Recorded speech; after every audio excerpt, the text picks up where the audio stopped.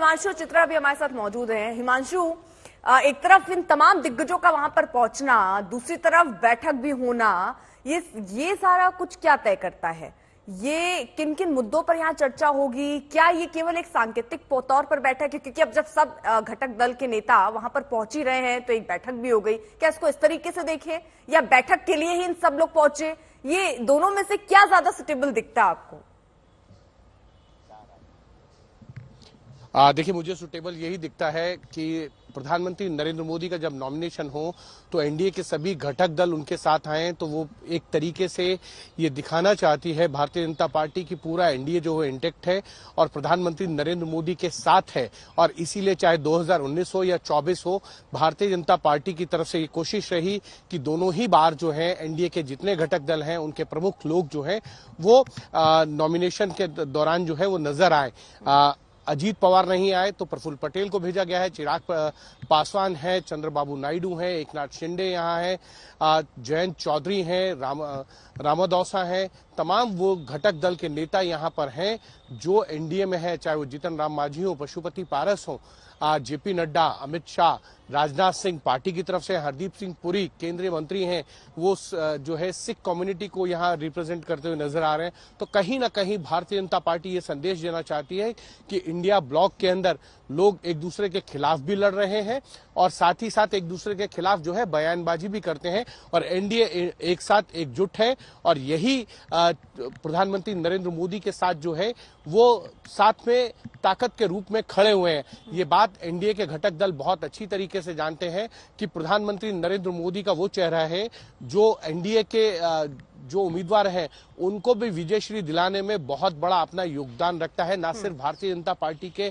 सांसदों को लेकर। आप अगर ग्राउंड पे जाएंगे तो आपको कई बार नजर आएगा कि लोग कहेंगे कि उनके सांसद विधायक ने काम नहीं किया, लेकिन हम वोट जो है वो सिर्फ इसलिए भारतीय जनता पार्टी को देंगे क्योंकि वहां प्रधानमंत्री नरेंद्र मोदी का चेहरा है। और ये बात एनडीए के तमाम घटक दल भी बहुत अच्छी तरीके से जानते हैं। इसीलिए आप देखिए कि 2018 के अंदर चंद्रबाबू नायडू अगर छोड़ के गए एनडीए को और 2024 के विधानसभा चुनाव में और लोकसभा के लिए उन्होंने एक बार फिर से जो है एनडीए का दामन थाम लिया है। वो इस बात को भली भांति जानते हैं कि प्रधानमंत्री नरेंद्र मोदी की लोकप्रियता है और इस लोकप्रियता के साथ मिलकर जो है आंध्र में जो है वो टीडीपी चुनाव जीत सकती है। उसमें भारतीय जनता पार्टी का भी एक अहम रोल हो सकता है। लेकिन दूसरी तरफ अगर आप देखेंगे, चाहे वो शिंदे हो या अजीत पवार हो, उनको भी प्रधानमंत्री नरेंद्र मोदी और बीजेपी के संगठन का ताकत का अंदाजा है और इसीलिए आप देखिए सीट शेयरिंग में टाइम लगा, लेकिन सीट शेयरिंग हुई। बिहार में आप देखिए जेडीयू, चिराग पासवान है, पशुपति पारस है, मांझी हैं, उपेंद्र कुशवाहा हैं, तमाम लोग संगठन में हैं। उत्तर प्रदेश में जयंत चौधरी हैं, संजय निषाद हैं, अनुप्रिया पटेल का अपना दल है, साथ में जो है वो ओम प्रकाश राजभर भी आ गए हैं। तो कहीं ना कहीं एनडीए का एक ये जरूर कोशिश रहती है भारतीय जनता पार्टी की छोटे छोटे दलों को साथ लाइए जो अपनी अपनी जातियों के अंदर, अपने अपने समाज के अंदर मजबूत पकड़ रखते हैं। अगर वो साथ आएंगे तो भारतीय जनता पार्टी को भी फायदा मिलेगा और उन छोटे दलों को भी फायदा मिलेगा। उदाहरण के तौर पर अगर आप देखेंगे तो अनुप्रिया पटेल का जो अपना दल है वो उनके पिता जो है सोनेलाल पटेल चलाते थे। 2012 से पहले कभी भी अपना दल ने कोई चुनाव नहीं जीता था। एक चुनाव अनुप्रिया पटेल ने जीता, वो भी बाय इलेक्शन, और उसके बाद 14 के अंदर जो है वो अलायंस होता है, दो अपना दल को सीट देती है भारतीय जनता पार्टी, दोनों सांसद चुने जाते हैं। अनुप्रिया पटेल को केंद्र सरकार में मंत्री पद मिलता है, विधानसभा चुनाव में उनको, तो एक तरीके से कहीं ना कहीं छोटे दलों को भी फायदा नजर आता है एनडीए के साथ। अभी देखिए संकेत बहुत जरूरी है राजनीति में और वो संकेत दिए भी जा रहे हैं। एक तरफ जहां ये दिखाने की कोशिश है, देखिए आपके गठबंधन के लोग जो है यानी एनडीए गठबंधन के लोग साथ होकर भी साथ नहीं है, लेकिन यहां हमारे जो घटक दल है वो सब साथ है और ये ही तस्वीर सामने रखने की कोशिश भी बीजेपी की। चित्रा भी हमारे साथ, हमारे सहयोगी मौजूद है। चित्रा, तस्वीर की बात उठी है तो एक बार फिर याद आता है जब प्रधानमंत्री से आप बात कर रही थी तो उन्होंने इस बात का भी जिक्र कर दिया, जब आपने योगी आदित्यनाथ को लेकर सवाल पूछा तो उन्होंने ये कहा कि मैं बहुत शुक्रगुजार हूं कि मेरे पास ऐसी टीम है, और टीम में उन्होंने ये भी कहा कि मेरे सामने ऐसे लोग हैं, मेरे जितने सराउंडिंग्स में, उसमें उन्होंने विपक्ष का जिक्र भी कर दिया और ये भी कह दिया, यानी वो शुक्रगुजार इस बात के लिए भी है कि सामने विपक्ष कैसा है, उससे भी एनडीए अपने आप को मजबूत देखती है, क्योंकि वो उतनी प्रमुखता से अपनी बात रख ही नहीं पा रहे जो बहुत डैमेज कर जाए एनडीए को या बीजेपी को। ये बात भी प्रधानमंत्री तंज के तौर पर कसते नजर आए थे।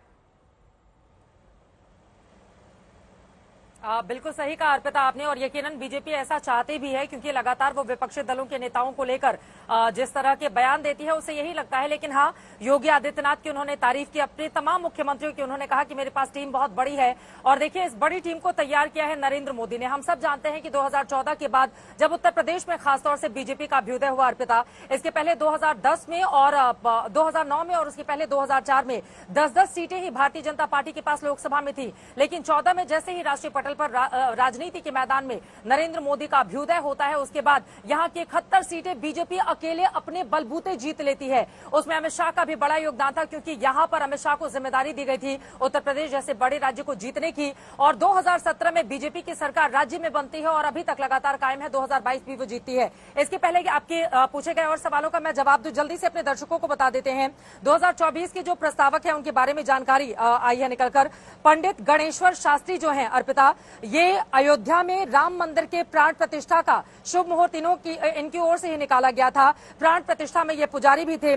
बैजनाथ पटेल ओबीसी समाज से आते हैं और संघ के पुराने समर्पित कार्यकर्ता हैं। लालचंद कुशवाहा ओबीसी समाज से आते हैं, पार्टी के कार्यकर्ता हैं। संजय सोनकर दलित समाज से आते हैं, पार्टी के कार्यकर्ता हैं। तो दो पार्टी के कार्यकर्ताओं को लेकर और दो ऐसे नामों को लेकर आगे बढ़ रहे हैं प्रधानमंत्री अपने प्रस्तावक के तौर पर, जिसका इम्पैक्ट यहां पर छोड़ा जा सके।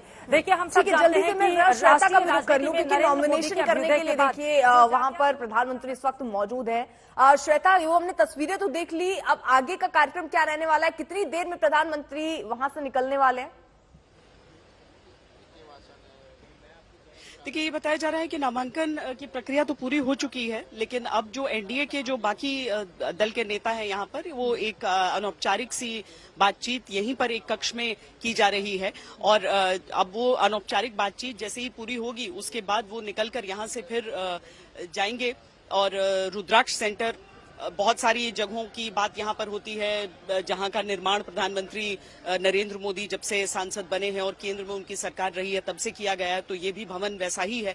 और वहाँ पर भारतीय जनता पार्टी के अलग अलग कार्यकर्ताओं से, पन्ना प्रमुखों से, सबसे यहाँ पर आज मुलाकात होने वाली है, जिससे पहले कि वो झारखंड के लिए फिर यहाँ से रवाना हो जाएंगे जहाँ पर उनका रोड शो होगा।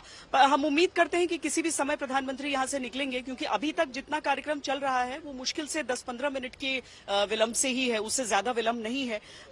लगभग 12:30 बजे से पहले तक प्रधानमंत्री निकल जाएंगे। अपडेट हो आप नामांकन का समय उधर वो भी तस्वीर हम दिखाएंगे प्रधानमंत्री जब नॉमिनेशन फाइल करके वहां से, अब क्योंकि प्रक्रिया लगभग हो चुकी है। प्रधानमंत्री थोड़ी देर में निकलने वाले हैं। अभिषेक मिश्रा भी हमारे साथ हैं, तमाम सहयोगी ग्राउंड पर मौजूद है। लगातार एक एक तस्वीर हम दिखा रहे हैं आपको प्रधानमंत्री के नॉमिनेशन से जुड़ी हुई, प्रधानमंत्री के आगे कार्यक्रम से जुड़ी हुई।